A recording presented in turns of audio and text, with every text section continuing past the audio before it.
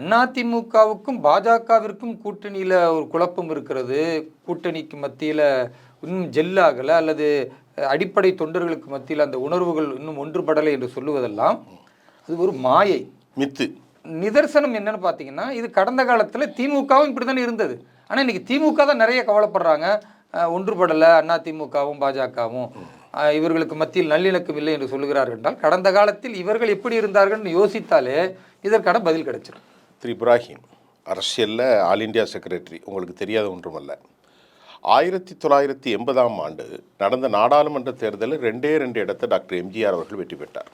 1980 6 மாதத்தில் தமிழ்நாட்டு சட்டமன்றத்தில் இதே மாதிரி ஒரு அழுத்தம் கொடுத்து ஆட்சியை கலைத்ததன் விளைவாக அதிமுகவும் திமுகவும் காங்கிரஸும் கூட்டமைத்தார்கள். 6 மாதத்தில் எம்ஜிஆர் மேலே மறுபடியும் வெற்றி பெற்றார், ஆட்சியை கலைத்தனர். அழுத்தம் கொடுத்து அல்லது வேறு விதமாக எடுக்கிற முடிவுகள் கிரவுண்ட் ரியாலிட்டியில் சக்ஸஸ் ஆகும் என்று நீங்கள் எப்படி சொல்கிறீர்கள்? ஒரு நிமிஷம் திரு இப்ராஹிம், நாங்கள் முகமுகமாக மக்களிடத்திலே பேசிவிட்டு தான் இதை சொல்கிறோம். திரும்ப சொல்கிறது தான், நீங்கள் சொன்ன வரலாற்றின் அடிப்படையில் அழுத்தம் கொடுப்பதும் ஆட்சியை கலைப்பது என்பதும் அது சக்ஸஸ் ஆகாத ஃபார்முலா. அதனால தான் இன்றைக்கு காங்கிரஸ் தேசம் முழுக்க காணாமல் போயிருக்கிறது.